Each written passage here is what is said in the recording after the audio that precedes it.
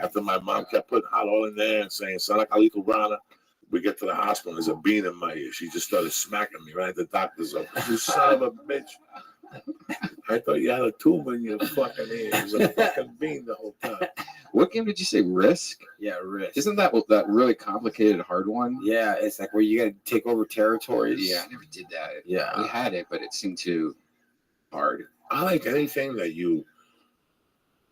I even thought about it. If my vision was a little better, I'd go buy a model. I'd start with like an Avengers or something like that. Something in the simpler note. Something that a guy'd be standing and they have the little stand.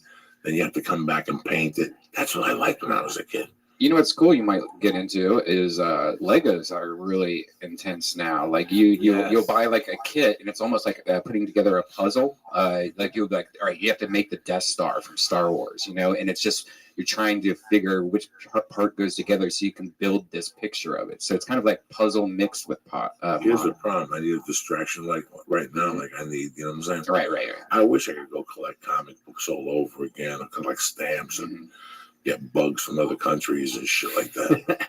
Look at this poor bastard. Look at him. He's falling asleep behind the wheel. He's the Captain Kirk of the Enterprise. I don't know how you do this, Lee. You're a tough cookie, man. I could not party like you. And Joe.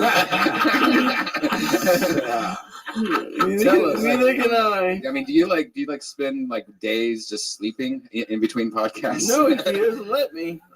I'm jujitsu. Oh, that's right. You're doing kettlebells. Yeah. How's that going along? I like kettlebells a lot. Yogi Steve's really cool. Jiu-jitsu, it's growing on me. You're working out though, right, Ben?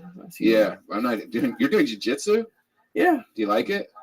Or is that like rolling around with other guys kind of? No, that's not the problem. It's just super hard. So it's just like it's.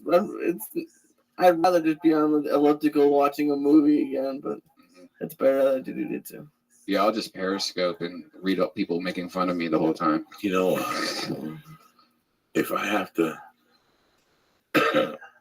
talk to him, and I talk to D'Agostino, and I talk to a lot of young kids at the club, and you ask them, how old are you, you know, and you get to like them, and you ask them questions. I know George Perez for sure. I don't know about you, Brian. I know George Perez for sure. You were raised on the streets. Yeah. I'm not talking about the streets. I'm not talking about people throwing arrows at you. I'm talking about getting up at 9 in the morning and playing stickball and playing two-hand touch. I'm talking about a simple kid's life. I don't know if anybody has that. Have anybody had that in this room? Yeah, I did. And I'm talking pre-drugs, pre any of that nonsense. Really, when you went to the movies together with 6 kids, and you went to, you know, a sporting event, or you went and bought an album with 6 kids, but the whole thing was you were outside breathing and getting air and doing something, you know. I don't know how to play outside. Even, towards the end, you took bricks and you put leaves around them and you put them in the middle of the street and the car would hit it and you run away. You learn how to be mischievous, but that's part of the American way. Everybody growing up expected for their window to be broken in a suburbia. What are you talking about? You know, you threw a rock. You outside playing baseball in front of your house. Your mom comes out and goes, Brian, please, not in front of the house, the windows. And you're like, Mom, I'm not even hitting it over there. Guess what? Next pitch, bam, there goes your fucking window. Now you got to work it off. You got to go mow the lawn for 18 weeks, pick up the glass. That's what I'm talking about. That used to happen in America, where people broke your fucking window playing baseball, kid, or, you know, something that you go on the streets, you don't see this no more. It destroys my insides because that's your basic instinct. Now you have to put your child in a special after-school program to be around other kids just to learn what you're supposed to really learn on the natural. You shouldn't have to learn this in an after-school program, how to mingle. When I go down, I drive down Colfax, and I see those kids from North Hollywood High. And those kids look like little thugs. But guess what? North Hollywood High is rated one of the highest high schools in the country for fucking programs. I mean, it's fucking amazing. But the kids are out. There's a donut shop. It's like Arnold's. You know, they have a place. They have Yum Yum Donuts. Then they have a cheeseburger place. Go in that cheeseburger place at 3 o'clock. I dare you. taking out to get a fucking hamburger. It's a bunch of kids in there. The kids sneak around. They smoke cigarettes. They got a little semblance there. Where we hang out, get coffee. There's a couple of young kids that hang out there and get coffee, and they smoke cigarettes. But for the meantime, these fucking streets are bare, guys. They're fucking bare. There's no more kids out there. Do you think it's just an LA thing? Because I know where I grew up, we lived in like a little neighborhood, and all the kids would play kick the cans and all that shit. Because I'm talking about like Lee. Yeah. Lee don't like going out. Yeah. I gotta beg Lee to get out of the house. If I didn't come into Lee's life, Lee would go to work, stay home, and then go somewhere Friday with his friends and have a few drinks. But in his heart, he can't wait to be home because he knows he could stop at Taco Bell and he could get the whole fucking shebang home and just sit there with his feet up like a doctor. Lee's a king, but Lee'll stay home. Ever since I met him, I'm trying to get him out of the fucking house. He's a 27-year-old kid. Tell him what you were doing at 27, how you were living. Fuck, at Red 27. Band, I see how you're living at 41. I remember how you were living at 27. Yeah. You were on the road with us, getting thrown into different situations. You know, getting dumped by the girl, the dog, the first one, going back, the other one. This is life. Lee stays in. I just try to get him out of the house. You got to get out. I go get to the kettlebell. He goes to 24-hour fitness. He sits in the corner by himself on a fucking eucalyptus. He watches a movie while he's on the eucalyptus, whatever the fuck he's on. He doesn't even live life. Since I met him, all I asked him is go out and live life with some. You hang out with a 52-year-old fat ex-felon who's a comedian. Go get some friends that are 27. He's not a druggie, Lee. He likes his little fucking star, and we get smoked on the hash. He loves it because it's his favorite activity like mine. What do you do after you smoke weed? You go in and you go home like a fucking doctor. Who's better than that? Listen, at the end of the day, in my world, I don't give a fuck what you do. Snorting glue, eating fucking strippers' asshole. Nothing's better than stopping, getting 3 tacos and going home. Nothing. And taking your shoes off, throwing them on the floor and going, God damn, it feels good to be a gangster. And you look at your pack of cigarettes and you got enough you got 3 for tonight and 1 for breakfast to get you back to 7-Eleven. That's the struggle, bitch. Lee won't, bro, I'll call Lee on a Friday. He stays until Sunday. No sunlight. You got to do a hobby. Got to get a hobby that's outside. He don't want no hobby stand-up outside. comedy. His hobby is the couch You stand up and watching bad TV and Netflix. That's his hobby. Yeah, and that's what I like. Fuck it. I'm kind of like that. Yeah. I'm like that too, but not when I was 27. That was my dream at 27. Man, someday I'm gonna be able to stay in every night and watch fucking TV and eat. I bet if Your dream has come true. if you're single though, you're out more, right? Well, yeah, I would be. But Hell no. Hell no. He would be in every fucking night watching computer videos and Jew music, people jumping up and down in Israel and shit. Tell me more about these computer videos that you seem to watch. I don't know. I don't know what he thinks I do all the time. There's like a video like 10 minutes. There's so many hours. So when you sit there, What are you talking when I about? call you at 8 in the morning, I call you back at 2. I call Yeah. him at 8, we're talking, I'm about to make breakfast. And I call him at 2, I'm like, what are you doing? Oh, nothing, getting together, getting ready to leave. Getting ready to leave? Yeah. I talked to you at 8. It's 2 in the afternoon. Yeah. You didn't leave yet? No. What do you do in those 6 hours? Make breakfast. Okay, that's 10 minutes. Yeah, you watch a little TV. You go on. You take a shower. Just maybe pack a T-shirt. I don't know. Take a personality test. Yeah, jerk off. I don't know. Take a nap. I don't know. Do you like sleep? How many hours a day do you get? I don't get enough because he fucking for a year and a half, 7 a.m., 7:30 a.m. Jeez. So now I just naturally wake up at that time. Wow. Well, it is good. It's I think waking up early is one of the best things you could So possibly I ever call him do. at 4 in the morning. Well, that's a little, If I wake up at 4 in the morning, that's insane. if I wake up, He just goes, I'm trying to wake you. No, you're not. Why would you call me at 4 in the morning if you're trying to wake me to talk to me about nothing? I wake them up and talk to them about Jews, how they have to be strong and Jews don't sleep. You should be over there fucking counting 20s and looking out the window. And I just say goodnight. He goes back to bed like a stick. And what the fuck just happened to me? This is why I I can't went have to friends. Emerson What College. I got my family. I got this guy calling me at 4 in the morning talking about Jews and how they gotta be strong. That's so funny. Oh my God. Lee, are you ticklish? Yes. May I, Joe? No, don't tickle. Don't tickle her. I'm a nervous breakdown. You have no idea. Oh. Do you? I mean, do you? I tried the lead joke last night. Didn't work. I didn't say it right. What's the lead joke? About my friend that came over for Christmas. Oh. And we were watching the thing, History of Christ, and we got high. And he got up and said, "Oh my God, turn that off! I can't believe my people did that." You said that. It was too Change much. that. It was too Christmas. much. It was Christmas He goes, Day. "Why do you have this on? They're putting things on his head and blood's coming They out. put Why the do you have thrones this?" down and they just pushed it down. I was like, "What the fuck are you watching with your little Passion dog?" of the Christ. No, it It wasn't was even the a history of Jesus on CNN. Yeah, CNN. Fucking seeing Jesus getting beat up, and he gets me fucking high with hash. And then we were watching it. I didn't know it was on. It was Yes, interesting. you did. And also they start beating Jesus, and I'm looking at him. He's getting redder and redder and shit. He's like folding, and also he got up. He goes, "You got to change this. This is freaking me out. Why are they doing this to Jesus? They put thorns on his head and shit. It was fucked up. It was pretty emotional. It was great. I laughed my ass off. If it makes you feel any better, Jesus was probably black. Jesus was Jewish. Okay, hold on. He wasn't. People say Jews killed Jesus? Jews didn't kill Jesus, did they? Yeah, they roughed him up. They took him to the crowd. I don't know. They tell us that that we didn't. No, because he came back to life a couple days later. That's not. It's like, Listen, let me give some shout outs. Steve Carmen, Brandon Crow, Hey, Brandon. Garrick Loomis, my man David Christensen, Amy, Jarvis Mino, King Connor, James Andres, Jose Calazzo and shit, and my main man holding it down over there in Nyack, Andrew Nandau.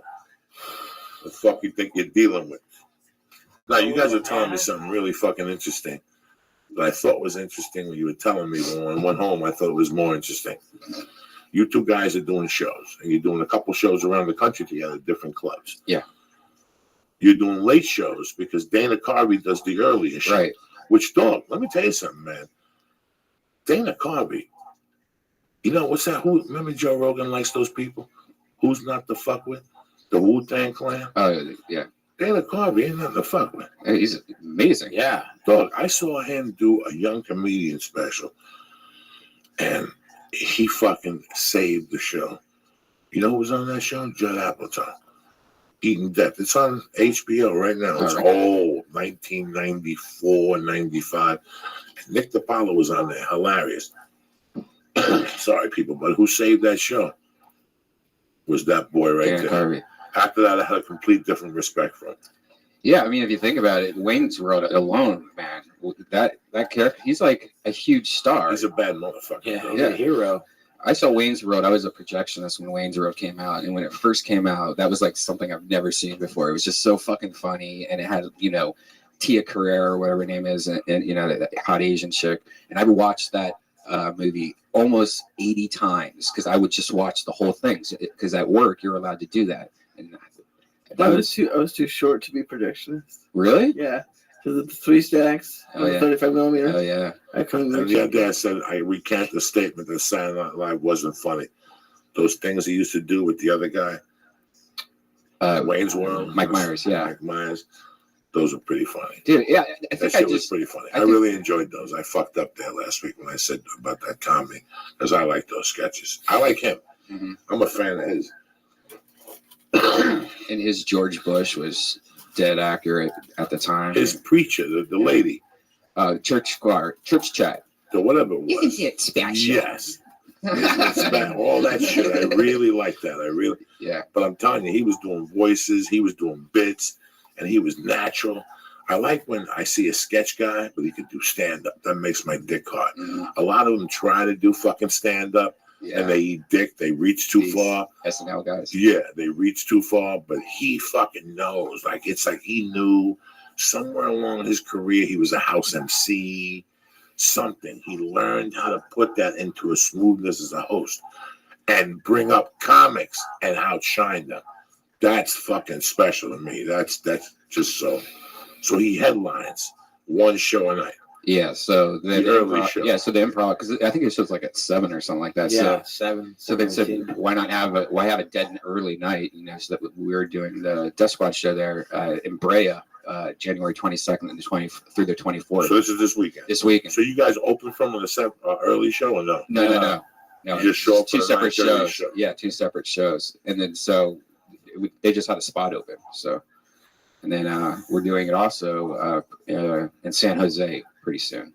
The week after I'm there. Yeah, the week So after. March 16th to the 18th or something like that. And Dan Carvey's also doing early shows that night, so it's cool. It's like, yeah, it's awesome. Hey, listen, you create an opportunity, a window for yourself. You fucking get out there, talk to people, shake some hands. You got George Perez in the motherfucking house. Yeah, fucking dropping your mama credits and shit. And fucking, we did the show together, whatever, Locos Pocos. Whatever the fuck we were. Payaso Comedy Slam. How you doing, buddy? Not great. Talk to me. I'm worried about you. Over there looking at me with red eyes like I did something to you. What happened? You want me to turn off the light? No. Then what's going on? I'm fine. You want to periscope your mom? So she could see you with your little fucking crib shirt on. Look at you. No. can you see visuals at all? He don't see nothing. He's okay. Leave him alone. Stuff's wavy, but You nothing. want to smoke some more dope to calm you down a little bit? Should I? Sure, always. Okay. We eat some chocolate. Should I have this? Yeah, you can eat whatever you want. That's like Damn. that'll put you into 750 round, Lee. You'll be breaking the record on the church. But wait, did you calm me down? Oh yeah. No, you're lying. Jesus That'll Christ. calm you down so much that you'll wake up tomorrow holding on to that Ceylon pillow, staring at that pizza picture of Clint Eastwood going, Jesus Christ, I'm happy you were here last night. Shit was starting to get ugly. I'm happy you were here last night. Shit is already I've ugly. seen Puerto Ricans jumping out windows at 4 in the morning. Look at the shape. Lee, I'm telling you, this is the church and what's happening now. Yeah. Lee thought he was going to come down here tonight and there was going to be a tiptoe through the park. Put the music on first. Put the phone music on first. This is how Lee feels right now. Shit. Show him how you feel, Lee. Give me the blue apron, Lee. That's how Lee feels right now and shit.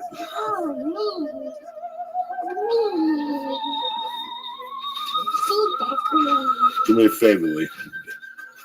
Let me get on YouTube behind you here for my man.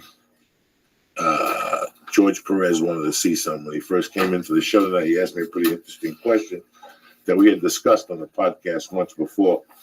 I must have gotten 100 fucking people hit me up after that asking me, what album is it on?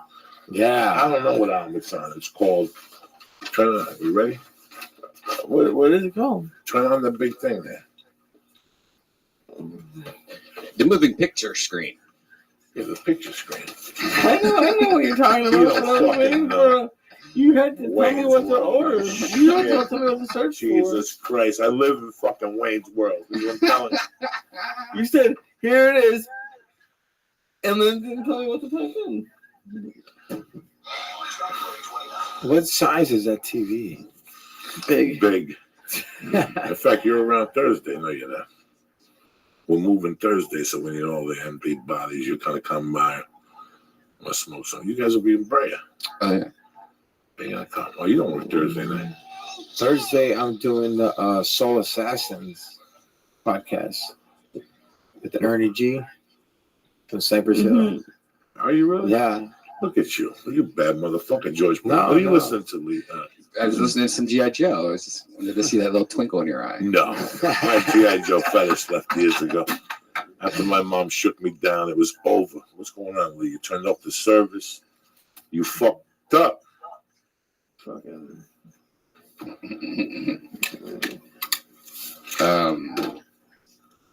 Hi, George. And we're doing Kill Tony tomorrow night. Oh, that's right. Yeah, 8 tomorrow. o'clock. 8 Ain't o'clock. fucking around. Did you watch Tony's new special? It's on Netflix I right know now. it's on Netflix. He was out last week to promote it. Did it make the front page and everything? I don't know. I watched it though. It's good. It's fun. Cool. He does it in all one shot, which is neat. It's like a. Now, aren't you on it, Joey? Just the beginning. I just brought him up. He needed me to go up there and oh, that's dope. Say what's happening. You know, you got to do that for people. And sometimes it reaches across. You know what I'm saying? Sometimes it just. Lee, does that TV look really weird to you right now?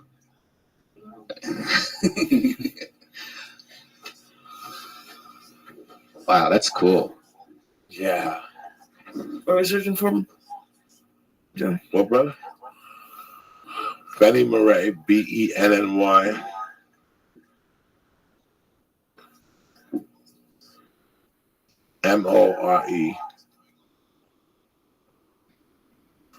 YouTube, yeah. No, keep going. I don't know if you got this one. That one. Go up right there, that one. Right there, click onto that. Let's see what comes out. That's a bad motherfucker, right? That's my grandmother. Tuve que cantarle así, papá, ¿qué es esto, papá? Cuando yo fui a México y vi a Benny Moré, lo vi en una tienda con la esposa que le estaba comprando medias. Y ahí me la presentó ahí. Entonces, we're talking about a Cuban singer named Benny Murray, who Sinatra said was a savage and shit. We discussed this on here before. Ya regresó definitivamente aquí a Cuba. Aquí tocando con Meserón. He was in Mexico. Dice, me compadre, ya estoy cansado. Dijo, ¿por qué? Dice, allá en México me explotaba Pérez Prado. Aquí, Bebo Valdés. Luego, Meserón. Y Ernesto Duarte. Digo, compadre, ¿cómo usted le da la gana? Dice, ¿por qué? Digo, como usted tiene fama, tiene para hacer una orquesta suya. ¿Usted cree, compadre? Sí. Digo, bueno, vamos a la orquesta. Y Moré y su orquesta. Watch this fucking John Jones looking motherfucker.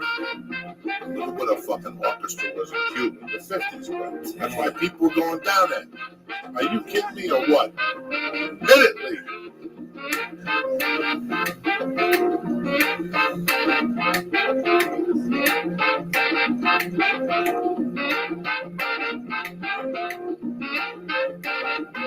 What? There you go. Look at this motherfucker. You were down there for the weekend. This ain't Vegas. This is a fucking party, Jack.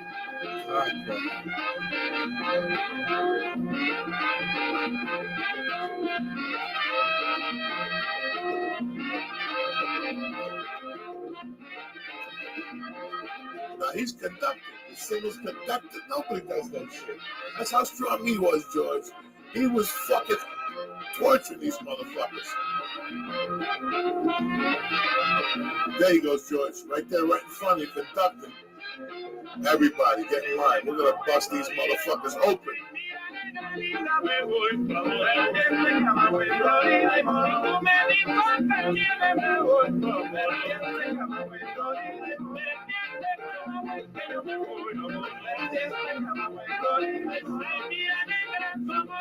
Wait there, George.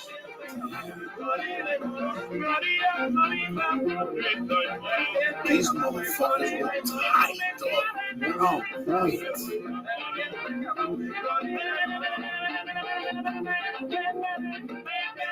Go, Lee, Godson.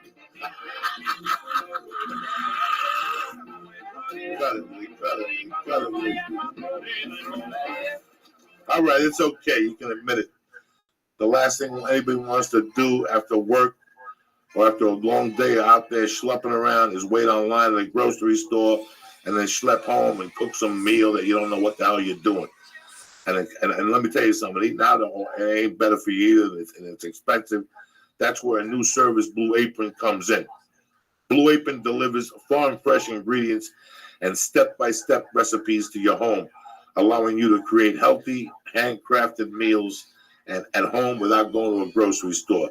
For less than $10 a meal, Blue Apron will send you fresh ingredients, perfectly proportioned, making cooking healthy meals really easy and fun. No trips to the grocery store, no waste unused ingredients. Plus, you'll learn to cook with nice things. Listen, You come home, there's a box. You open the box, you take the cards out, and step by step, I don't give a fuck if you're retarded. You can read this shit step by step, and it tells you, bam, bam, put the heat here, put the noodles on, like a fucking moron. You can figure it out, you can eat like a king. Each meal is balanced, 500 to 700 calories per serving, and it's so tasty you won't know it. And cooking takes like a half an hour. Shipping is flexible, and you ready for this one? It's fucking free. And the menus are always new. They won't send you the same meal twice. Listen to what you have this week. Roast pork with olive oil mashed potatoes. White pizza with arugula. And that's for the 2-people plan. For the family plan, you got white turkey chili, and you got seared salmon like a soldier shit. They work around your schedule and dietary preferences, and the Blue Apron experts source only the best seasonal ingredients for meals like the ones I just mentioned to you. Listen, these meals are incredible. They taste great, and you'll be blown away by how great the quality is and the freshness of the fruit. Blue Apron, it's the best way to cook. Check out this week's menu and get your first 2 meals by going to Blue Apron on me. This is my treat to you, really. The first 2 meals on me. Go to blueapron.com/Joey. That's right. That's blueapron.com/Joey. Once again, for meals shipped to your house, directly to your door, in a box, you'll be freaking out. Look at this stuff. Look at this meat. It smells everything. Go to blueapron.com/Joey right now. This will knock your pants off. 2 free meals. It gets delivered to your house Monday through Friday. $10 a meal. Who the fuck do you think you're dealing with? Listen, go to blueapron.com/Joey, all right? Number 2, on it. I can't talk great things about this. My flu is over. I went to jiu-jitsu. I did the kettle. And my flu is over. Why? Fucking shrimp immune. This shit's crack-a-lacking. This Alpha Brain, if you're not eating Alpha Brain, you're slipping. You're probably fucking trying to figure out the lottery like an asshole, and you're mad because you can't figure out the 6 numbers. Start with Alpha Brain. You need a key, dog. Hold on 1 second. Give him a key, Lee. Boom, boom, sciatico. Anyway, before I was rudely interrupted, I'm just cracking with you. Go to honor.com right now /church and get 10% off your first order. First off, go to honor.com and take a look at the great supply and the great stuff that they have. Whether it's the kettlebells, whether it's the weighted vest, whether you're just looking for supplements, right now, go to honor.com right now /church and get 10% off your first order. And again, all these products are delivered to your door. You don't have to leave the house. That's where the real savings is, your time. All right? Thank you again to blueapron.com, and thank the Honor for supporting the show. And don't forget to see my brother Redman Friday and Saturday night with George Perez. These are 2 great guys, man. If you're in Brea, I'm also in Brea at the middle of March. That's a great club. That's my home club. That's where the party started. So I'm looking forward to going to Brea and the great crowds. What's up, Redman? What's up, sucker? Good to see you last night. The star's starting to kick. Yeah. Your eyebrows are starting to get bushy. That's how I know when you're high. Your eyebrows are starting to get bushy, cocksucker. I need to get work on. Do you get your eyebrows trimmed or manscaped? When you go to the barber, you give her the extra fucking $5, and she does zzz, and she does your nose hairs. But then I have the stuff at the house that's kind of scary. But I just noticed I have nose hair for like the first time. I don't know. I have to go get a trimmer. You know what the worst is? The ear hair, because you'll completely forget about ear hair, and then one day you just like reach in there and there's like a guitar string. Oh my God, there's a fucking guitar string in your ear. You're taking pictures of people, rubbing up against them, and they're like, "Oh, you had a good time tonight, great." Yeah. Let me rub my fucking ear in your ear, my earwax in your ear, whatever the fuck it is. Lee, what's going on, my brother? You feeling good? No. Good. Now, when is this podcast that you do, brother? Talk to me about this new podcast. So I just started. First off, this is long overdue. You've been fucking up for a long time. Yeah. It's time to take your assault into your own hands. Right. And fuck these bitches up. And there we are. Yes, it's a new podcast called What Brian Redband Do, and it's just typical podcast style. But the first 3 months, I'm gonna try to lose 40 pounds. So I'm gonna try to have a little thing to the podcast, like a challenge that I constantly do throughout the podcast, see if I can lose 40 pounds. I already lost 15 pounds since January 1st. Look at Slim Jim and go look at you. Are people doing it with you? Yeah, a lot of people are. Really cool. Yeah, it's kind of cool. And I had Sage Francis on recently, who's a really cool person. And I just had, the robot from the Late Late Show? I don't know if you ever watched the Late Late Show. The robot guy is this guy. He's super funny. Jesus Christ Almighty. You say I gotta deal with? You say I gotta deal with? Right now you gotta have hot wax on you. Some chick comes in and whips you. You ever have hot wax on you? Like? No. Oh, yeah, sex? Yeah. No. Nobody's ever thrown hot wax on your back and let you eat the ass off? No. What is hot wax? What up, Balinar? It just burns your back. I wonder if George could feel his forehead. What happened, George? I was holding in a piss from like 2 hours ago. Yeah. You're a soldier. I drank You a wash your hands and shit. Yeah. Oh yeah. His keys all fucked up. He got those little Jewy fingers and shit. Fucking pee on Like it. stars. Huh? Those stars are strong. Yeah, that's the whole point. I've never had one of those before. And this chocolate's even gonna be better. You were looking at another one, you know what? I'm so hungry, I'll eat it. Just because it's so sugary. I love this shit. This is good little star. Hey, you want to take a bite of this? No, I'm good. Fucking we'll take a skateboard back home. When was the last time you skateboarded back to fucking Wisconsin? No, I would say like about 6 years ago. I always hit those rocks and I fall. I'm not like when I was younger, you could balance it, but now you hit those little rocks with the cracks in the street. Fuck that. Lee, you want to have it?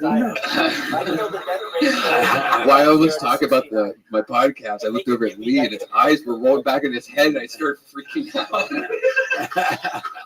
I appreciate it.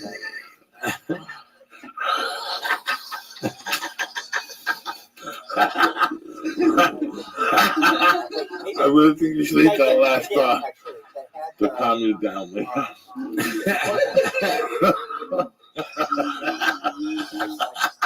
Listen, guys, when I came up here, I drew everything on the table. You should have seen this little face. Sunday night. What is happening in the world that this is necessary? Like, we were gonna do like an acid podcast, but then like I didn't even see him take it. He probably didn't even do it. For me? Yeah. I took the hit before I came in. Who you Here think? you go. He's before. This chocolate's delicious. You don't know what the fuck you're missing, cocksucker. Anyway, I want to thank George Perez and my main band, Red Band, for coming on today. I want to thank Lee Syatt. I am. Any other dates you want to promote, guys, beside that one? San Jose and Brea Improv. You'll Yes. both be there. And get tickets on deathsquad.com. Deathsquad.tv/ and just click on tour dates. I'll be in Charlotte next motherfucking weekend. Charlotte's going to, thank God I'm not there this weekend. They're playing at home, right, against St. Louis. Yeah, they play at home. So I would not get a fucking person to come even think about seeing me. No. So I feel bad for who's ever in Charlotte this weekend, but I'll be there the weekend after. And then I'm at the St. Louis Helium Club downtown, I guess, in St. Louis. And that's it. I love you, motherfuckers. And every Tuesday, Life in Neutral with Johnny Rock. Well, aren't you full of fucking hypotheses? Means you keep coming up with reasons why you can't hear me. Can you hear me now? Excellent. Yeah. No need. I just had to turn it down. All right. Did you win?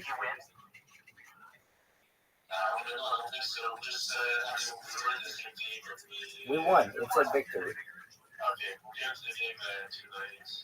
Hey, a W is a W, baby. Okay, we're going to come up with a strategy where, not yet. Okay, let's see here if I can find you.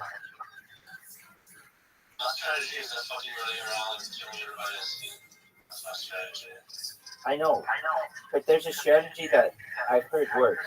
It could be wrong, but where you go in as a team with guys, and then, like, basically, if they get one of you, you're almost guaranteed to get the kill because it's 2-on-1.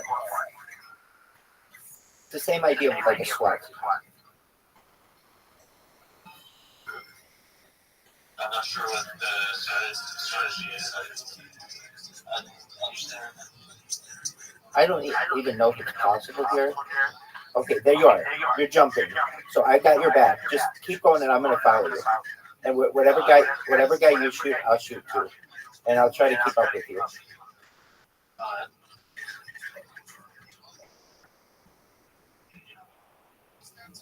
So basically, either you get the kill or I get the kill because we get an assist. We have a bunch of people. There's a guy. See how we all just blasted the shit out of him? That's what we do. Okay, I see you jumping around. Oh, they shot me from behind. No, still alive, barely. Oh, I'm fucked. No way I survived all of that. Level 1 kill, 3 deaths. This is terrible.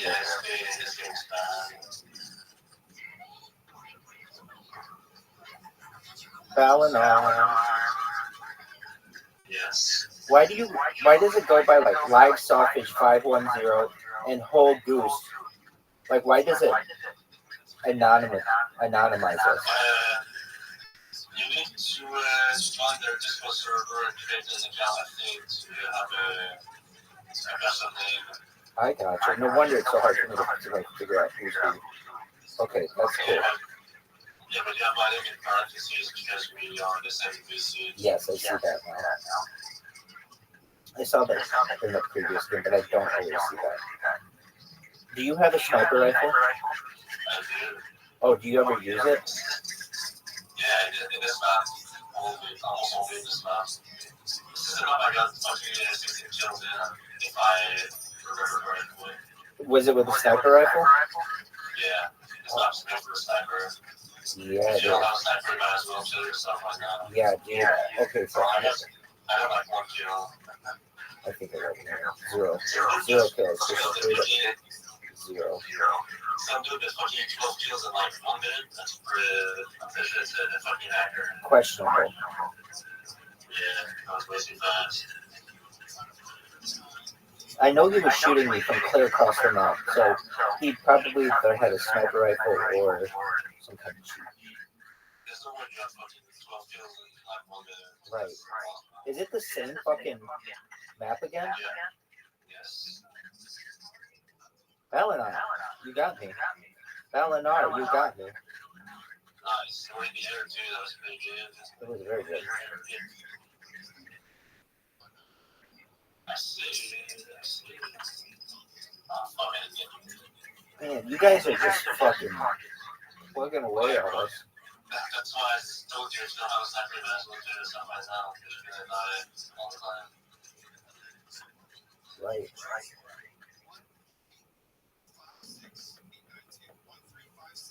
Do you play on a PC or on a phone? Is it okay? Well, I guess I'm included in that. That's why you just killed me. Yeah, but I need to reserve my computers for bots, so that's understandable. Do you see how many people we have in here now? We just broke 100 people. I've had this thing going only 100 hours. We get about a person every hour. Are you sure it's still people though? Because I've received the random friend request from one of the people in your server, and someone fucking invited me to another server. Never talked to them in my life. Oh, I have no idea who the people are. They're just random people. No, that's Discord for you. Yeah, just but I don't know if they're real people. I mean, maybe they are. I can tell you at least half of them are real, and half of them are bots. But 50% real is better than most Discords. Do you like this level? I was asking you, do you like this level? Yeah, it's fine. I kind of like it. It reminds me of like Star Wars. Like the oh, okay. Actually, I've never seen it, but there are just elements of it that are, I guess it's like futuristic. It's like a futuristic. It's not really Star Wars, but it's like cyberpunk kind of with that Japanese writing. Not all levels can you die by jumping off of somewhere, but this one you can, correct? Hey, good job, Alan. Yeah, it's one of the only levels where you can just fall off the map. Dude, Eleanor. Yeah. Did you just get killed? Uh, Oh wow, dude. Oh, you guys are hacking. You guys have a guy who's definitely cheating.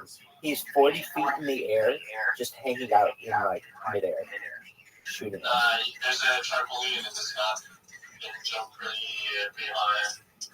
I mean, he's just standing there, like he's not moving. Okay, yeah, I guess He's like stuck like 100 feet in the air. And yeah. Maybe he's standing on something, but it doesn't look like it. Let's see how many kills this guy had.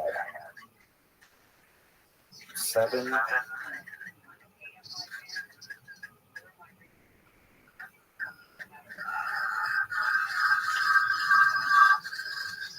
I had the most assists in the match. Does that do anything for you? I don't think it really. He gives you a trophy. Okay, and maybe it gives you some points. Yeah, trophies give you points. And trophies is how they determine who's the best in the world, I guess. It's like the whole score for the week. Are you one of the best people in the world? Like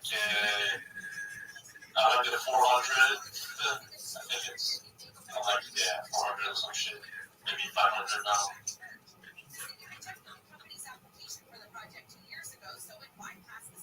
That's not like a real secret spot. Every time I have a good day, like the one I send a screenshot of, I always think that people are boss, maybe. Yeah, sometimes the enemies just fucking suck. And I'm retarded. Like they move slowly and I understand. So. Do you like to camp? Wait, I think I asked you this. You don't like to camp, right? You like to go out and jump around and shoot people. Yeah, Vegas is pretty gay. Yeah, I love the camp. Camping is the best. It's so cheap. That doesn't surprise me. Yeah, you definitely have good nice camp. Well, especially when you're new to a game and you're sick of just dying, camping gives you the opportunity to not hurt your team significantly and maybe get a positive kill to death ratio, maybe. But I mean, it's just my team doesn't stand a chance when I go out there and I get 7 deaths and 1 kill and 1 assist. That doesn't help the team. Yeah, I guess you're right, but it doesn't mean you're better at the game. It just means you're better at fucking camping. That's true. That's very valid. Whoa. Was it just like a victory and then another victory? Nah, since you lost. Oh, no. Okay. No, we won. I have 0 deaths. I see you right now and you lost. It says victory. Okay, never mind. I lost. I mean, it says the victory for me too. Did we tie? Nah, yeah, no points to those. Yeah, we have way more. Yeah. I don't know what happened. It's a weird glitch. Yeah.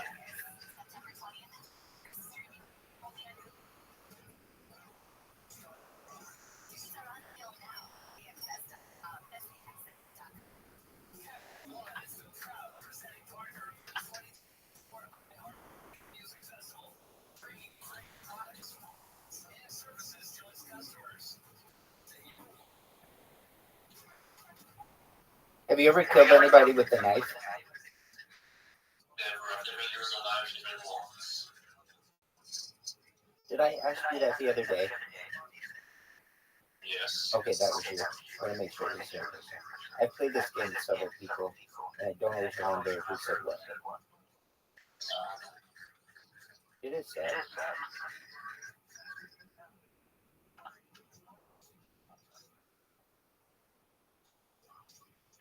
Where's the best place in this game that you know to hide? I have no idea. I never do that. Okay. But I just saw someone who told me that. Surprisingly, it was not me. I got revenge on that motherfucker. Oh, I have a question. So, do you regenerate health? Okay. So, like, if you're in a gunfight and you don't die, if you go away and heal, wait for like 10 seconds and heal, and then go back, you'll be fine. Okay. Is there body armor? I didn't think so, but you never know. There's some items that you can wear that gives you more health. Oh, that's right. That's why people wear the wings. Yeah, I also think it's kind of cool. But yeah, it gives you like 10% health, I think. Or 5. That still makes a significant difference. I guess so, yeah.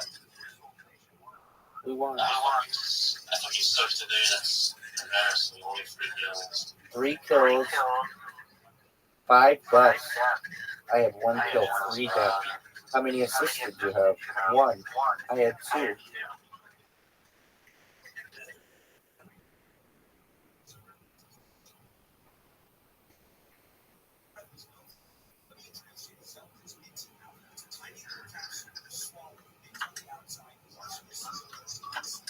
It's not fucking sense. I know it does.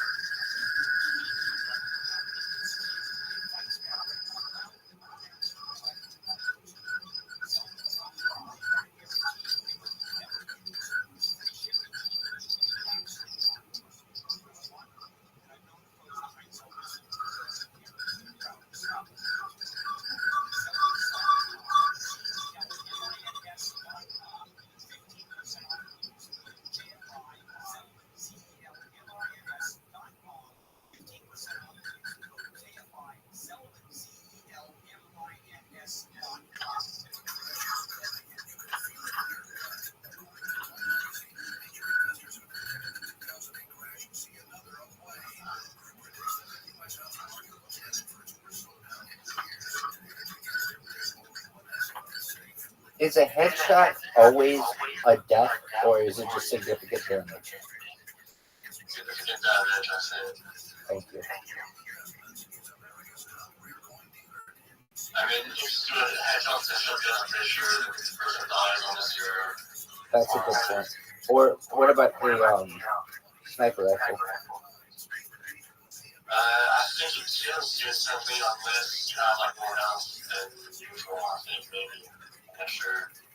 Okay.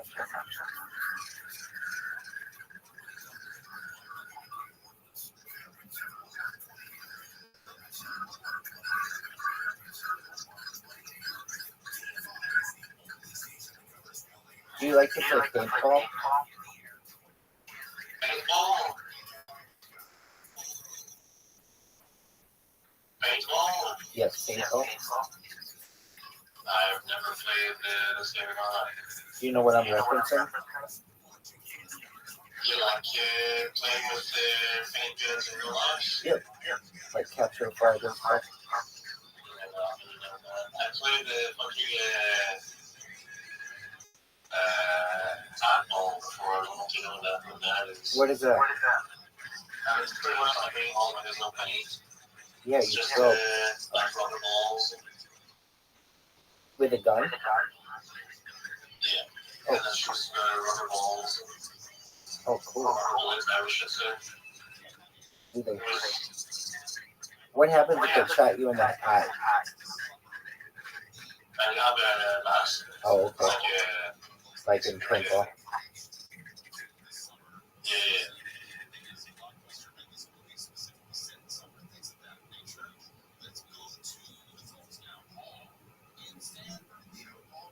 Why do you have the wings? Because you know when you get tickets and you turn the wheel? Yep. That's how you get new items and new guns. Why do you choose the wings, though? What? Why do you choose the wings? Oh, because it gives me, it's the best item I have. It's gives me The most amount of health? 5% extra health, yeah. I got you. everything I'm wearing is because of the stats and games. I got so nothing is based on aesthetics, based on the way it looks. Everything is based on its benefits. I mean, I would probably wear the wings even if it's gives me better stats, but the rest I think it looks like shit. Like my hat, it's pretty shit. And my clothing. Do you ever find it difficult to jump around and shoot at the same time? No, never. I mean, if I was on phone, maybe, but Yeah. I'm a PC, so Phone it's not good. difficult. Yeah, it sucks. It's not made for games, so it sucks. Having every controls on the fucking touchscreen is so disgusting. It disgusts me just thinking about it. I'm actually surprised it works as well as it does. You have to have a pretty powerful phone to have it work pretty well. I imagine this is basically unplayable on even older phones. Yeah.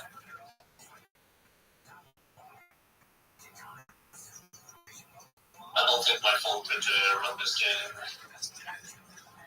My phone's pretty bad. Well, and you have to think it's also running Discord simultaneously. True. It's pretty wild. Yeah. All right, let's see. I had 0 kills. You had 3 kills, 6 deaths. Yeah, so I sucked ass today. All right, I'm going to give you a challenge. You have to get 8 kills this next game. Alright, we'll see if I can. Okay, my chance for you have to have 1 kill. Deal. Okay, I'll make it a little easier for you. 5 kills, and I have to get 1. 5 kills you can get. You have to get 2 then. One. Let's try 1 first, and then I'll try to get 2, and then you try to get 8. We'll see how that goes. Yeah, 8 is a pretty good game.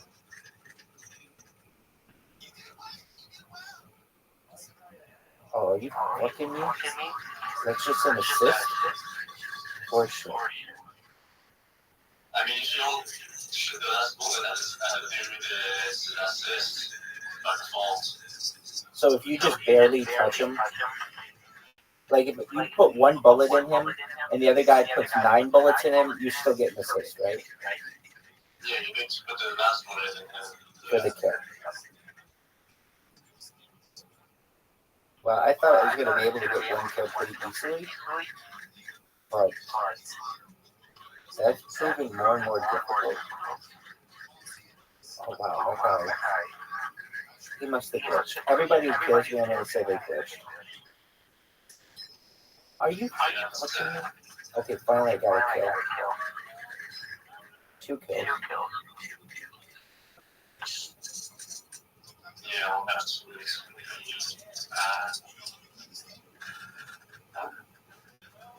someone shot me. Do you like this level? It's fine, I guess. Pretty usual. I think I have 3 kills. Nice. It's not official yet, though. Okay, I had 3 kills. Dude, you had 3 kills. I did better than you did. I had 2 assists and 3 deaths. You suck cock, dog. Again with the fucking game reference, bro? Well, I mean that just as in like a game reference, not like gay. You did badly, I should have said, if you want to be like that. Okay, this I want to do good because Okay, 5 kills. Oh shit. They already have a bright guy on us. Oh, you already got me. How did we start so closely together? because I'm so small, bro. Oh, that's what. At least 8 kills, watch this. I'm watching. I bet I get 8 deaths. Do you know who Joey Diaz is? So yeah. Do you know who Joey Diaz is? Yeah, of course. Oh, Fat dude. Hell yeah, dog. You got it. Wow. I'm suffering so much more. Are you doing well? Not sure. I think so. Yeah, doing well. Yeah, you just killed me.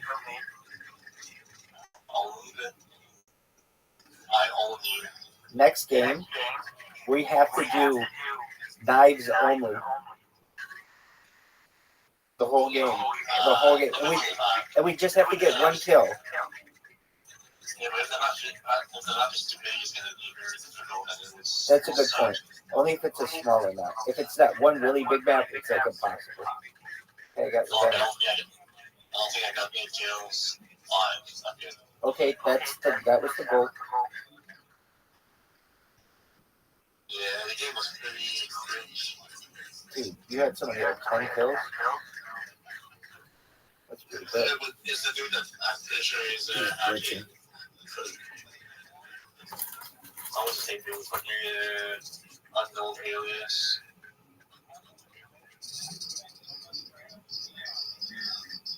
So we do the fucking live thing? Yep. Alright. I don't even know how to use it. Yeah. I know the fucking, I know the kill matches more, but I don't know how to do this shit. Do you stab? What do you mean? Like when you use it, do you stab? Does It's like a slash. Does it go forward? Oh, there's a guy. Oh, it automatically. Yes. Oh, man. I could have killed this guy so easily if I used the gun. But no. It's about the challenge, dog.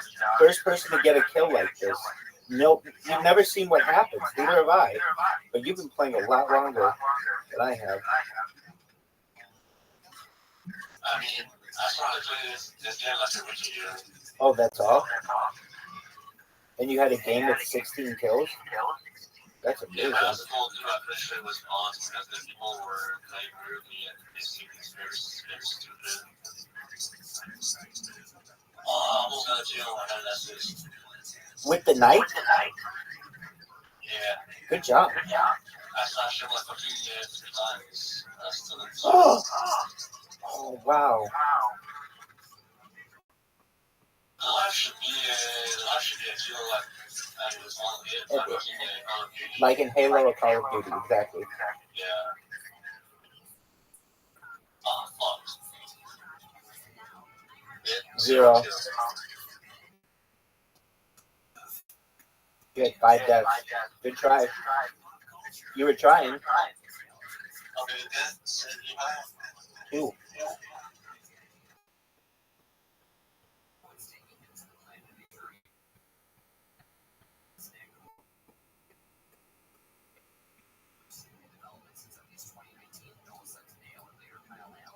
Is this a knife one? This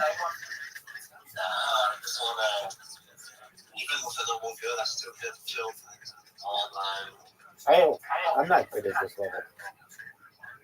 Yeah, I fucking hate it. It's like levels for snipers at least, but it's so hard to get kills. Did you say you've never gotten a kill with a handgun either? The handgun? Right. Maybe the revolver, I think it's called. Yeah. I don't know, I received it like yesterday, and I still haven't tried it. I mean, it sucks.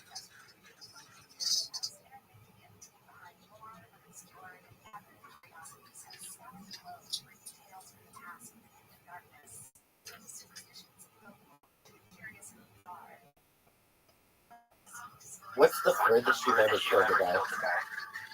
Like, have you killed the guy from one end of the map to the other with a sniper rifle? Yeah, with the map we were in earlier. The sniper map. I can see that.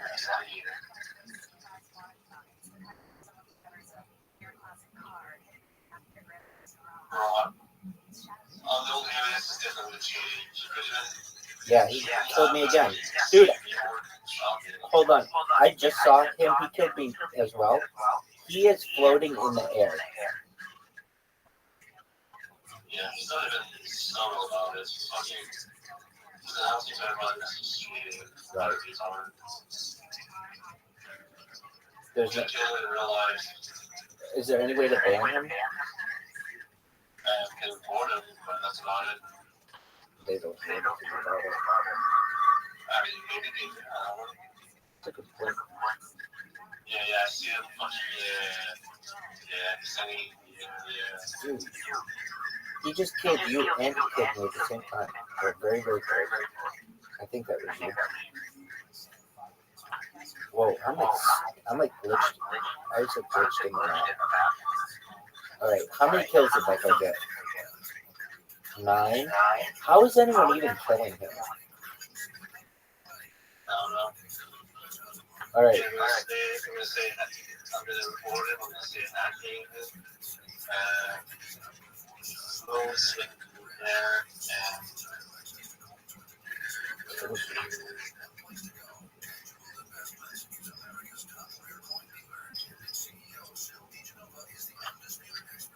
is this one a knife? No, this one's too big for a knife. You tell me when it's a knife one. I mean, I'm gonna try the knife in this one. Oh, okay. Try the knife earlier. Okay. Oh, we tried it in this one? Yeah. As you remember, it was 5 Yeah, it was like 2 levels ago. Oh, dude. There's another guy who's cheating. His name is like 4 Alien. He was flying in the air.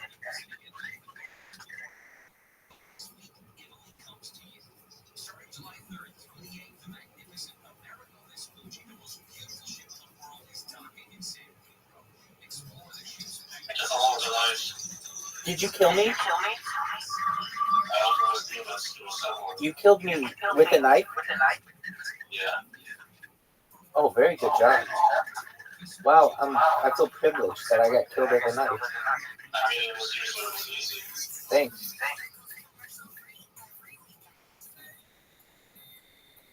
Yeah.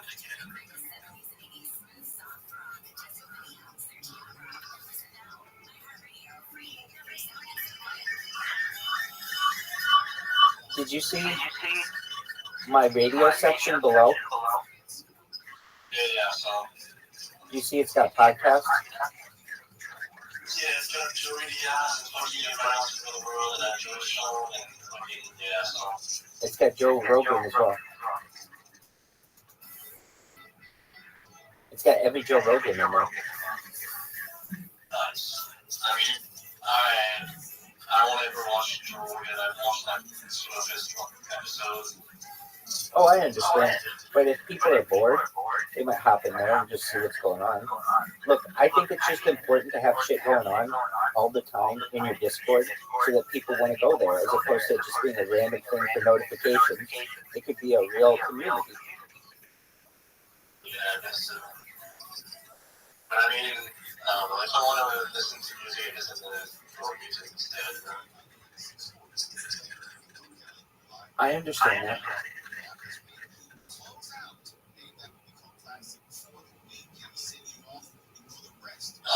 It's Sniper Man. Oh, no. If they're not the Sniper, you're just fucked. Absolutely fucking fucked. Dude, I know Alias. This is no fun playing against him. Yeah, we have to fucking leave this lobby. Down to... You got me. Was that a sniper rifle? Yeah. Of course, I was just a Sniper. Otherwise, it's just fucked. It sucks. Dude, you and I know Alias are like impossible to kill. Oh, I'm not cheating, but comparing me to him is like disrespectful. dog.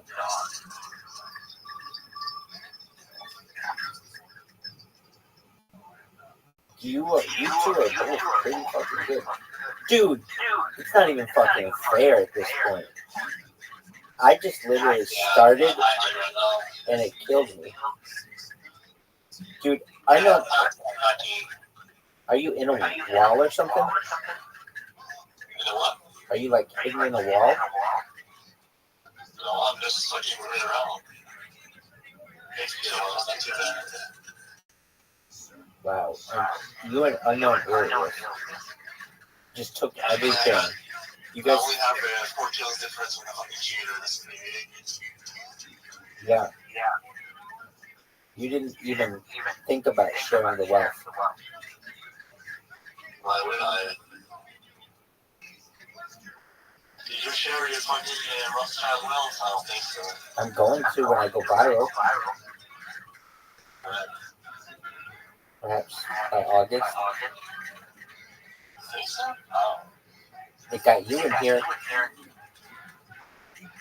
Yeah, I guess, but I have no friends I really deserve, so that's the challenge. Yes, you're a sweetheart. I'm your friend. I just had an assist. No, that's...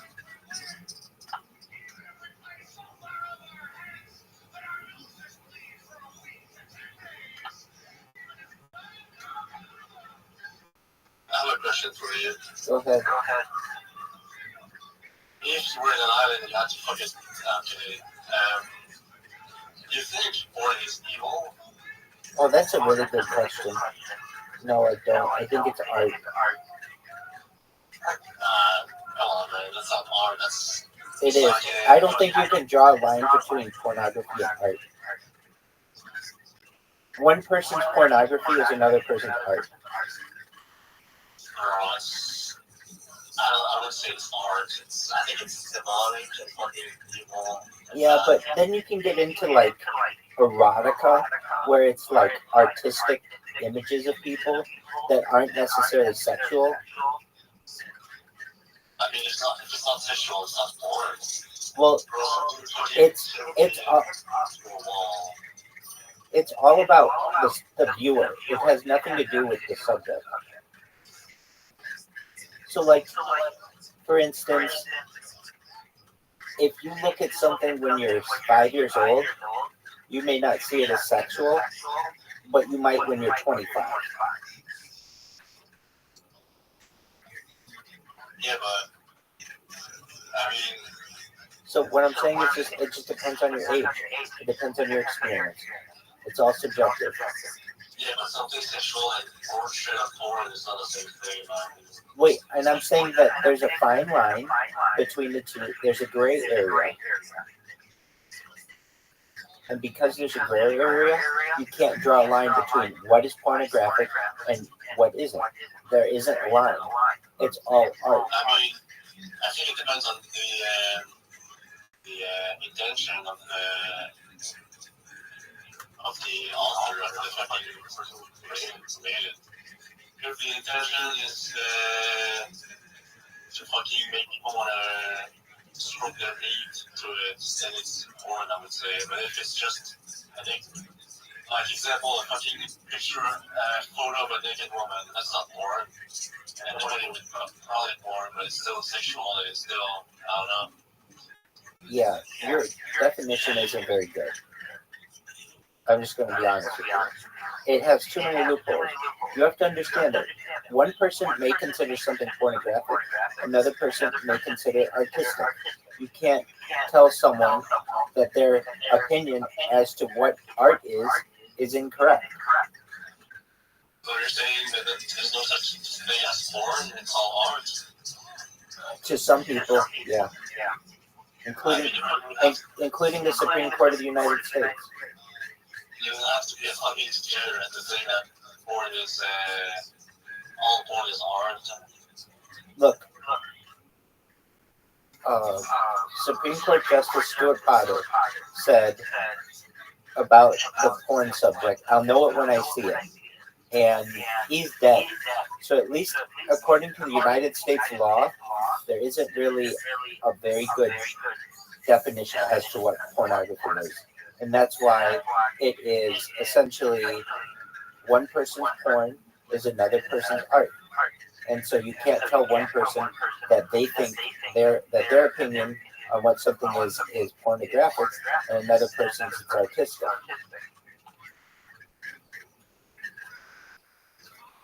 So I think these should be protected under the First Amendment.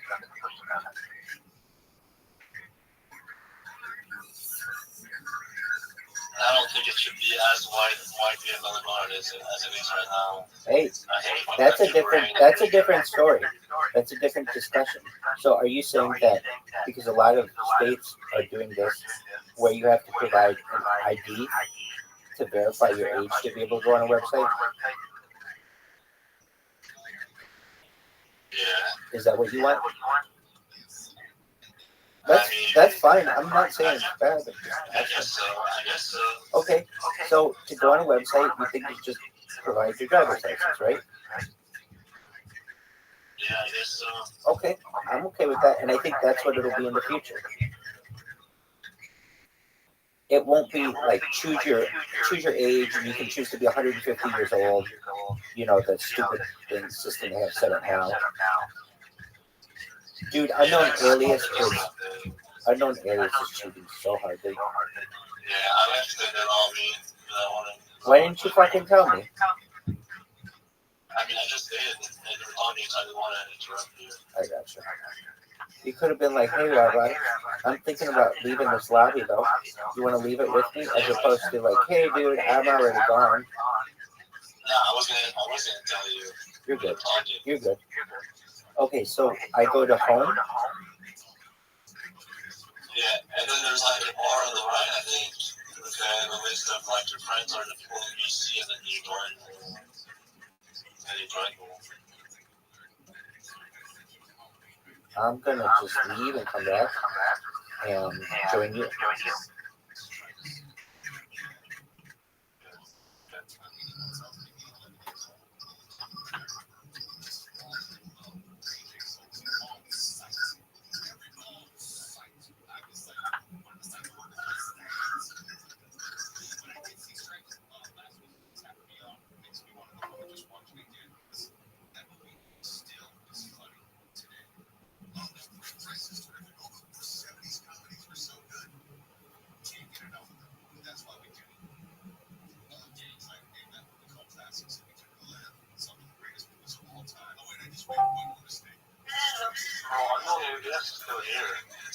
I'm here.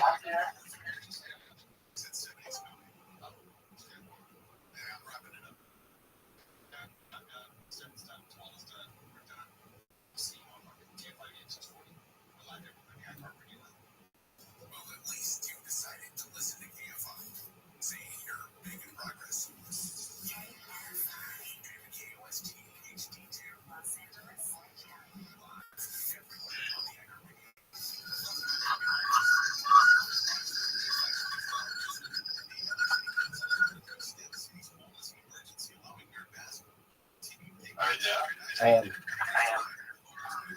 Unknown is still here again. No way.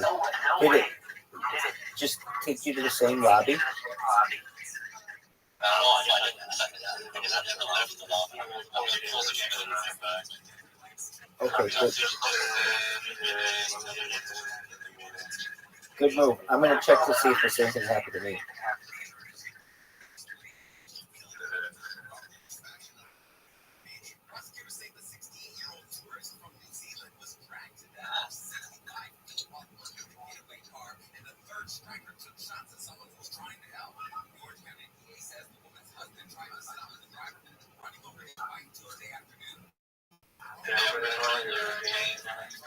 Cool deal, dog.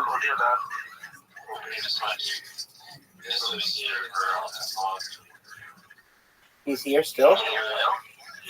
Dude, there's another person. Spidey 3. Oh, dude. Did I kill you? Hell yeah, headshot. I think that's the person I killed you. I just saw you again. Oh man, come on. Did you get killed? Yes, you did. Yeah, well, the sniper is pretty hard to use. Oh, dude, why are you using a sniper here? I don't know, I just want to get better at it.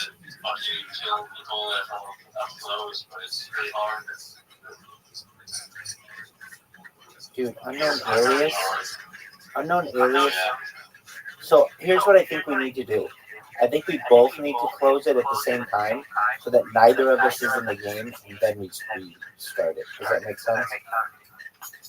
Because I think when you left, I was still in it, and then when I came back, you were still in it. So neither of us kind of joined it, left the whole thing. That could be. Yeah, man, wait for the game to end and then we'll leave. Sounds like a plan, Stan. Oh wow, there are a bunch of guys in front of me.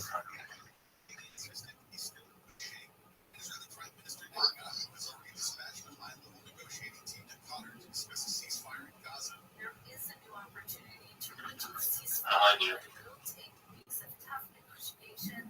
You devil. That was nice of you. I mean, he wants to help me kill you because you were running away from you. Smart move. Okay, leave and come back. Yeah. Did you leave? I'm leaving now. Okay.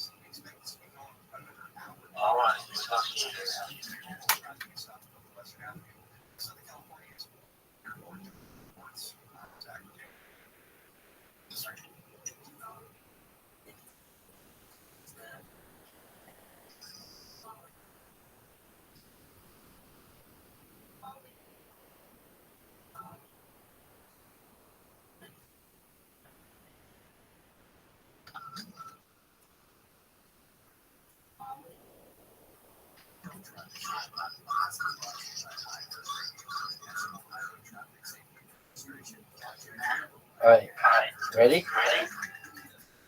Yeah, I'm in the game right now. I don't know if they're in the same one. What? I don't know if they're in the same game. Yes, you are. Oh, very cool. Are we on the same team? No. I see you. Maybe. No, that's not us. I just got a triple kill. Good job. Good job on a triple kill. All right. Is that bad guy here? No, he's good. He's gone. You had 7 kills that game? And no death. Good job. That's the best game you've had. Yeah, but the players were shit. Well, now we should start seeing how good we really are without at least one major cheater in the game. You can't really judge yourself on how good you are when you're getting shot from, way across the map and the guy's floating in the air. It's going to throw off everything. Yeah, and the game games will always end way too soon too, with just fucking 50 kills in a minute. I couldn't have said it better myself by now.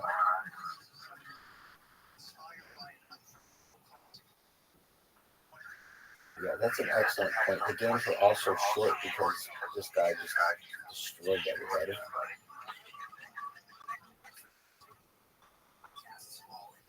And finally, I'm getting some shootouts as opposed to just dying immediately because this guy's auto aim.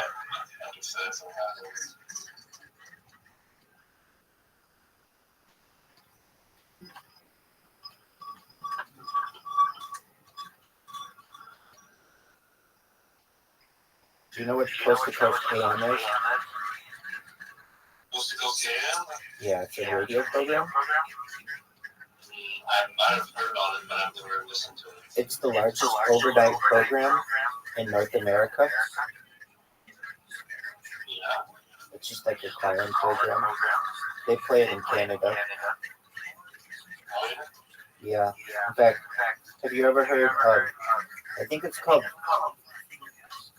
KCOB or something. Wait, no, CJOB in Calgary? Not Calgary. At Winnipeg. Anyway, I know that they played it on that channel. I'm in Quebec, so I don't know if I get access to Calgary's radio stations. Right, no, I understand that. Probably too far.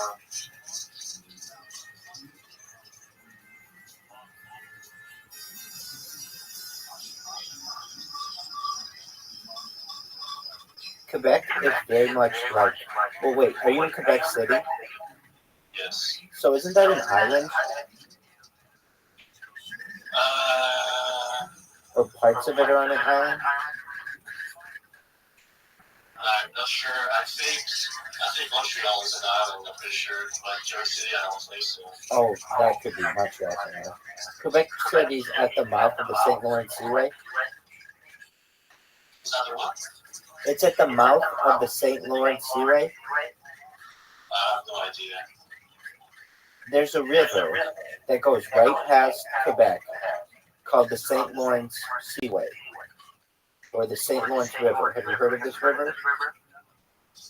Yeah, in French, yeah. Okay, and it goes to the ocean, right? Yeah, I think so. Maybe. I don't know nothing about my own country. No, you don't. Yeah.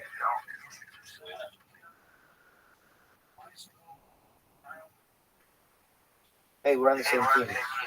Did you just get that kill? Behind.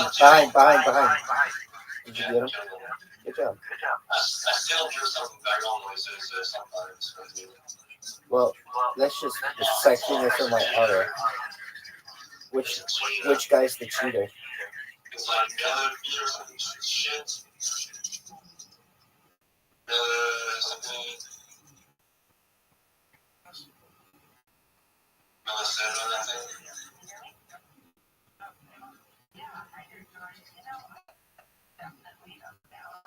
Tori Peacock has killed him twice. I just want everyone to know that. I don't think they're cheating. I think they killed me the good old fashioned way. Psych, anybody killed me was cheating. So true. I agree. Same with you. No one's ever gotten a legitimate kill on you. Everything was practice. I just got a triple kill. Ooh, that's big. Yes, but I mean, I don't know, the people were moving weirdly, they weren't even shooting at me, so they thought they lost or some shit. Wow. They just fucked us up. Dude, we're still gonna win though. No kills and 2 headshots in a row. I had the 6. It's game over, baby. Notice how much longer these games last. Like a minute or 2 longer. Alright, so which guy on their team cheated? I think it's Mel AVII. I could see it. I think he's cheating, but I feel like it's like twice, so I don't know. One time he killed me from seemingly across the map and through walls, but I'm not 100% sure this happened only once. And then after that, I killed him twice, so I really don't know. I hate this map. It's so, I like colors, but I don't like this map. I have to learn to love it. Yes, not a long time.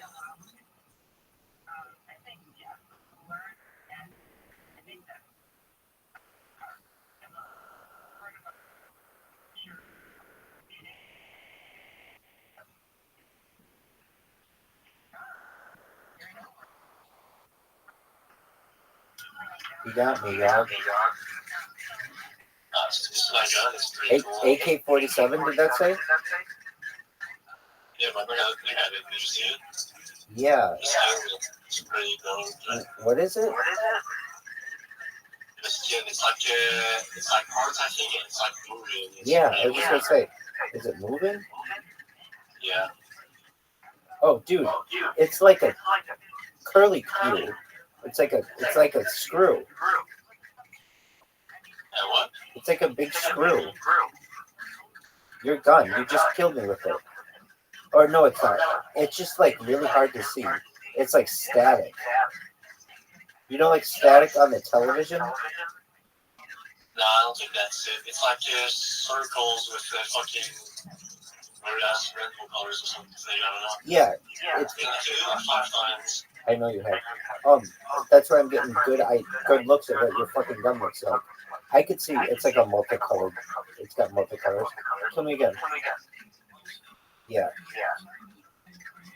Wow, you must have set a record by how many times you killed on this level. Yeah, you're a free kill, bro. I know, because I'm trying to see your weapons and such. Yeah, I believe you. You just suck at this game, I think. God, I'm playing on my phone. It's difficult. I know someone that plays on phone and he's level 15. Well, he has been blessed with more time to be able to spend on this and get good. I just play it when you play it. And I should have fucked you up just now. Bro, you said you played it with multiple people already. That's true. I played it with you. I played it with Zilly. We played it together, and I played it with one other person. This guy named like Benz or something. That gels pretty good, yeah. I'm level 50 now. Oh, good job. I had 0 kills, 9 deaths. Did you kill me every single time? How many deaths? 9. I think I killed you 5 or 6 times, maybe. I think that's probably pretty accurate.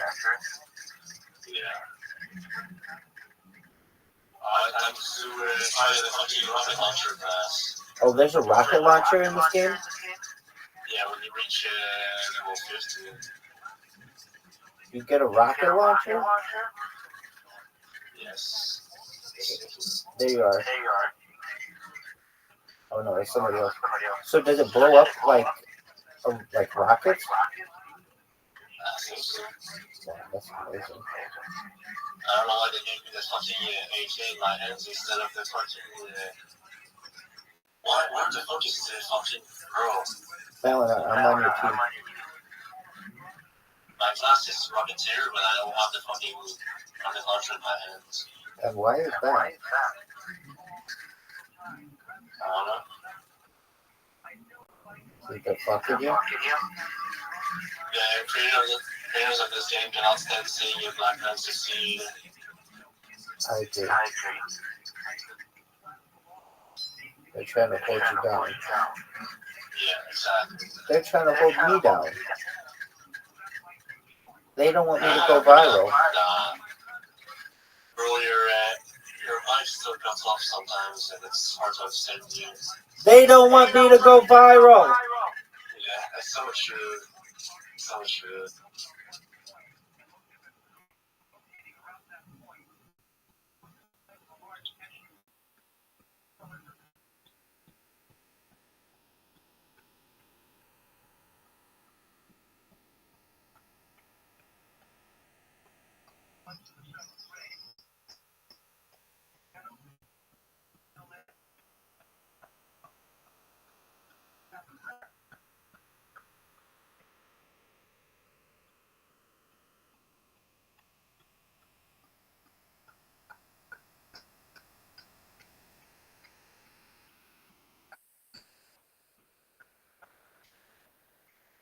We're gonna lose. We need a kill. We need a kill. Oh, we just barely lost. We lost by. Yeah, but I got 6 kills, so that's not too bad. You actually did well. You had 6 deaths today. Yeah, I mean, it's kind of because with the territory, if you're running around all the time and you get 6 kills, So that's net 0, Todd. It's all about kill to death ratio. It doesn't matter how many kills you have. That's what we should be doing. Who had the best kill to death ratio? So that's how we should do it. +1 or plus 2. We should do it by who has the best kill to death ratio. So +1 or +2, that's how we should do it.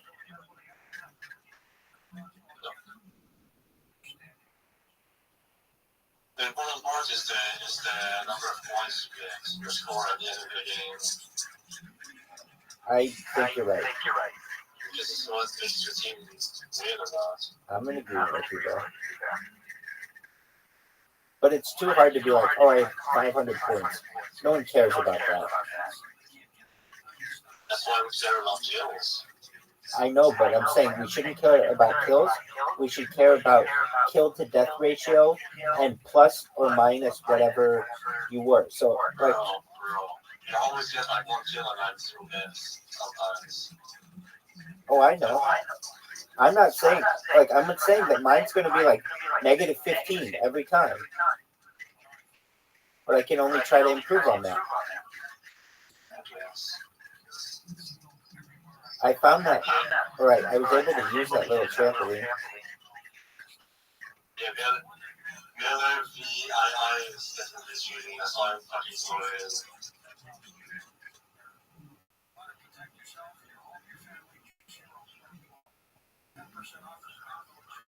I guess they don't punish cheaters in this game if there's no bounty.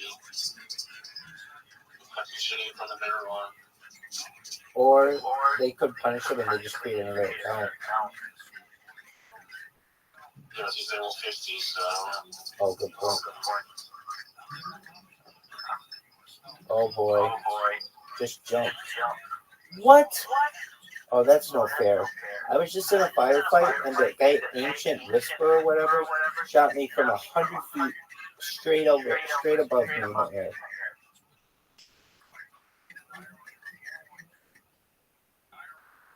I mean, they do it all to his death. That was pretty fun. Good. Do you know if, let's say I shoot you and you fall to your death, do I get an assist? Yes. Cool. But I mean, I'm pretty sure that the assist is only awarded when you at least make him lose like half of his health, or like if you only shoot 1 bullet, I don't think you get an assist. Okay, I think you do. Because sometimes I only shoot a guy once, and it seems like I get the assist. I know what you're saying. You have to take in more than 50% of his health, or something like that. But I think it just has to be 1 bullet inside this motherfucker. Though, maybe I'm wrong. Because I just feel like I shot that guy a bunch of times, and I did not get an assist. So I'm not sure. Yeah, but did you hit him for real? Many times? I didn't look like it, but I don't think that I know for sure. Kill that Malawi guy. He's good. Cheating, Malawi. Oh, he's cheating? That's why. Yeah. Yeah, he's cheating. Again, me too. I guess this game is way too easy to cheat and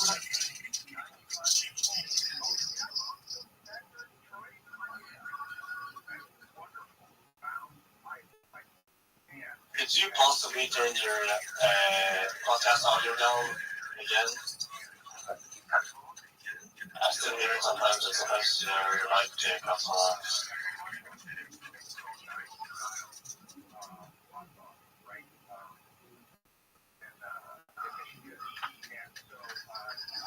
Just one moment.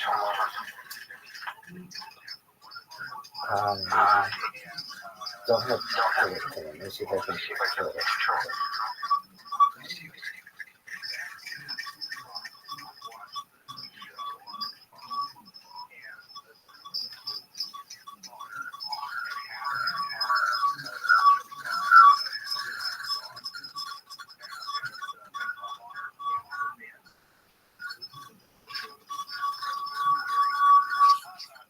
Is that better? Can you hear me?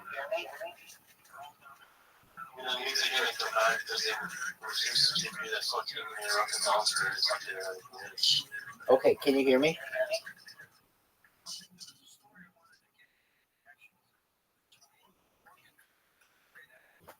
Can you hear me? Yo, can you hear me?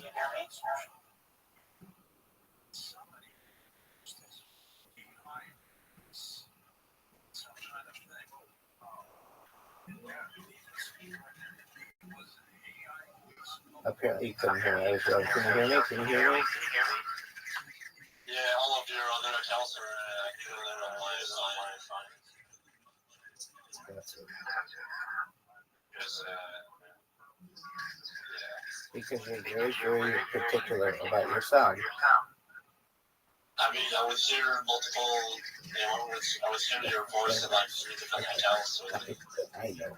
You're just being a normal person. Yeah, I guess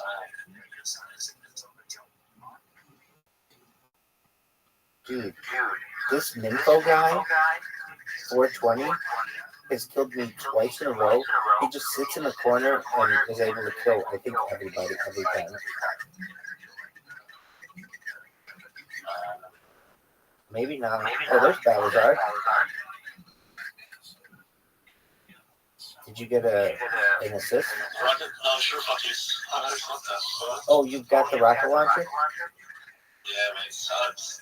I have to shoot someone like 3 times. Oh, that's worth it. There's Balazar. Dude, you did not get it. Your friend did. He shot me from the wrong way away. Whoa, dude, did you just shoot the rocket launcher? Oh, does it shoot boxes? I don't know, I guess some shit. I'm not sure. When you shoot it, does it shoot boxes? I don't know. What does it shoot? Does it shoot missiles? I don't see it. It's so fast. It's moving away from me. I don't see it properly. It looks like it just shoots boxes at somebody. Or, this game is such bullshit. If I shoot a bullet at someone and I die while the bullet is in the air, the bullet fucking disappears. horseshit. That's stupid. Yeah. I'm trying to do all this shit with the normal gun, but I only have 1 kill, I guess 5 assists. No, keep using it and try it on a really small map. Alright.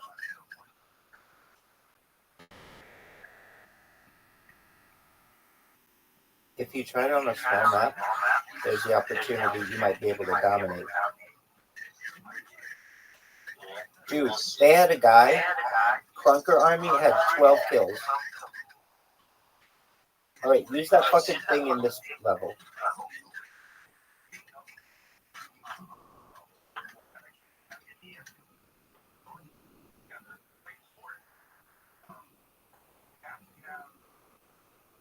I'll let you kill me if you want. Just so we can see what it looks like.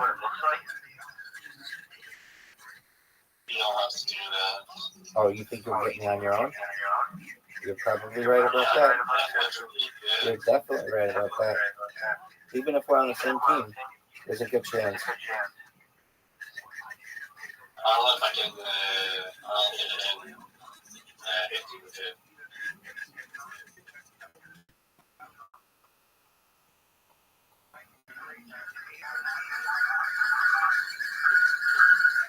I can see your things in the background sometimes. Dog, I don't know what to tell you.